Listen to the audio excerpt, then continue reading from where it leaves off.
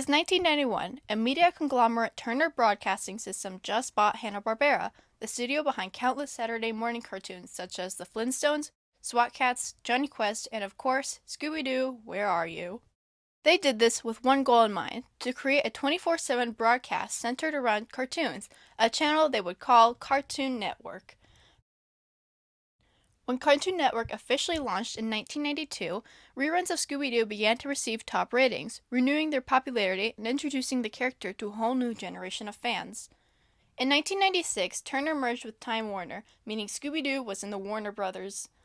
After seeing the popularity of the franchise, Warner began floating around the idea of a theatrical release and landed on the idea of doing a direct-to-video feature film since they were becoming more popular. Director and producer David Doy was the supervisor of the project and worked to organize an all-star team. He started with screenwriter Glenn Leopold, who was brought in to write the film. He had been a part of the Scooby-Doo franchise since the 1979 Scooby-Doo and Scrappy-Doo show. Next was Jim Stenstrom, who was brought in to direct Zombie Island and was also a Scooby-Doo veteran, having worked on many projects since 1983's The New Scooby-Doo and Scrappy-Doo show. The animation was done by contracted Japanese studio Mook Animation, who previously worked with Doy, Leopold, and Stenstrom on SWAT Kats and Johnny Quest.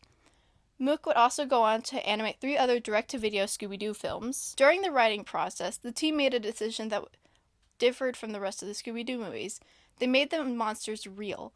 The reason the team did this was to shake up the franchise. They felt the unmasking was getting too tired and old, and for a project this size, it was important to not make the audience feel cheated.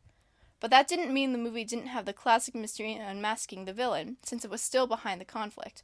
Zombie Island was able to introduce a fresh, new idea while also being true to the franchise so that longtime fans could still enjoy it. Unlike some other Scooby-Doo projects, one thing that Zombie Island had that differed from other Cartoon Network productions was that they had very little studio interference. Warner Bros. Saw this project as a one-and-done experiment, so they gave the team a complete creative freedom. This not only resulted in the team being able to use the new ideas, but also gave the animation team more time to work on the project. There was no schedule. Take notes, Disney.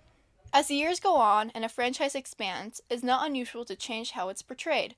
This is referred to as tonal shift. As a threat or conflict becomes more realistic, the story will mature and take itself more seriously. Sometimes the shift happens in the opposite direction, and a franchise or series will begin to take itself less seriously. And sometimes a tonal shift can appear in both directions of a franchise or series. The longer a franchise goes on, the more likely it is for it to experience tonal shift, because there's more room for shifts to occur. There are generally 2 types of tones, a darker and edgier type, and a lighter and softer type. While dark and edgy shift can be done well, it is also pretty easy to be done poorly. In most cases of this happening, it is because some creators want a darker tone, but will make it appear as a mood whiplash.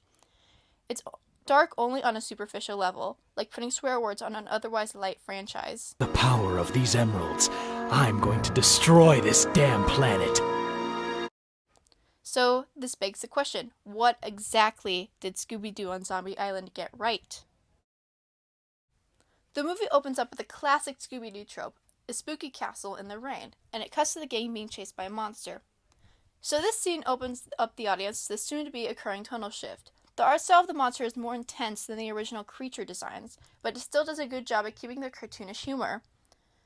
The writers are doing a very subtle nod to how much more serious the movie will be. The monster the gang is chasing is more violent. But the subtleness of it keeps the audience from mood whiplash. It eases them in. The scene fades out, revealing it was all a flashback and we're really with Daphne on a TV interview. The movie is taking place after the gang has left high school. They're now adults who have gone their own separate ways. Daphne has a show where she debunks ghosts, Ghost to Coast. Fred is a producer and a member of her crew. Velma works at a bookstore, and Shaggy works as TSA with Scooby as his contraband-sniffing dog. The reason the gang split up was because they grew tired of unmasking fake monsters. Daphne explains that for her new season of her show, she wants to find an actual haunting, which gives Fred the idea to surprise her with the gang for her birthday. This scene is important in understanding what works with a more mature story, where the live action falls flat. Both movies begin with the gang solving a mystery, then cut to the gang being split up for a couple years and then reuniting to solve a mystery. The difference is that the live action is much more mean-spirited and has the gang in their stereotypical roles. It made the gang seem like they hated each other. Zombie Island, however, has the gang being happy, showing that despite growing apart, they're still on good terms, and that it doesn't need cruelty to be funny. Now, it's important to separate these movies from each other. The scenario of the live-action movie makes sense for itself. However, it also pulls the fans of the franchise away from what they loved about the gang. The movie moves into a montage with a banging song that shows the gang solving mysteries along Louisiana, but growing more frustrated as the case goes on. The montage ends with the gang meeting Lena, a chef on an island, Moonscar Island. This leads up into the second thing Zombie Island got right. Velma does a little digging on the island and finds that there have been strange disappearances over the year. Prior to this point, the film has been working to condition the viewer to darker tones of the film. This scene is the first of the results. We're introduced to the island's owner, Simone, who looks like Jane Lynch's character in Glee. In a scene with Shaggy and Scooby in the kitchen, a ghost is writing "Get out" and "Beware" on the wall. This is cool because it's a general horror trope, not a Scooby-Doo one. It drives home the point that this isn't a typical Scooby-Doo movie. Something this movie does really well is slowly incorporate the ghost into the movie. It doesn't throw it all at you at once. In another scene, Shaggy and Scooby are chased into a hole by a boar, and as they're trying to climb out, they find a skeleton, and then some spooky stuff happens. In an incredibly well-animated scene, the skeleton is reanimated and begins to reverse decompose into a zombie. Actual nightmare fuel. And a different scene shows a Confederate ghost appearing in the mirror, telling Shaggy and Scooby to get away. Because the movie slowly incorporates these paranormal reveals one step at a time, the viewer is eased into the horror rather than being a slap in the face. Later, even more zombies appear, and what's cool is the design of the zombies. They're all from different time periods. You have pirates, soldiers, tourists, and even businessmen. The rest of the gang goes to find Shaggy and Scooby. A hand reaches out and grabs Daphne's shoulder, and she absolutely destroys him. When Shaggy and Scooby return, they try to unmask what they believe to be a fake monster. And in a super cruel reveal, they find out the zombie is in fact a real zombie. The gang runs away in another montage with yet another banging song and really good cinematography. As they're running, Shaggy and Scooby find a cave with voodoo dolls that they decide to play with, because why wouldn't you? In the next shot, it shows that the dolls control the other members. So, let's go through this. They have real zombies and actual voodoo magic. Seems like enough, right? Wrong. What we really need is another plot twist. When the three other members went to go help Lena after hearing her scream, she reveals that she, Simone, and Jacques, the ferryman, have been stealing life forces of people coming to the island for over 200 years, and are actually immortal werecats. Simone reveals the backstory for all this, which is surprisingly dark. Moonscar and his pirates arrived on the island and slaughtered the settlers living there, and drove the survivors into the swamp, where they were eaten alive by alligators. Simone and Lena escaped and prayed to their cat god for the power to exact revenge, and were given the ability to turn into werecats every harvest moon and drain the life forces of others to live forever. They then slaughtered all the pirates.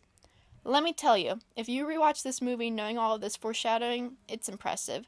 The zombies and ghosts never actually tried to hurt anyone, only scare them away. The zombies were victims of the werecats, or in Daphne's words, "The zombies are the good guys!" In the final battle of the movie, Lena and Simone are draining the life out of Shaggy and Scooby, but Velma and Daphne make voodoo dolls of them to fight them off. As they're being cornered, though, all seems helpless, until the werecats stop because the harvest moon is over, and they detransform in the freakiest way possible. When Scooby-Doo on Zombie Island was released, all odds were against it. The franchise had been dead for almost 8 years after all, but the reason this movie succeeded where others had failed was because they paid attention to the source material. The team behind this movie worked to keep the characters' respective traits so they didn't stray away from who they were, and to keep the fans from being alienated. They also took the time to ease into the darker tones of the movie, so that the audience wasn't hit with mood whiplash, and when it finally came time to go all out, they didn't stray away from the darker themes they were going for. This movie is by no means a masterpiece, but it was the best piece of media thus far in the franchise that had drastically shifted the tone into being more mature than what was done prior.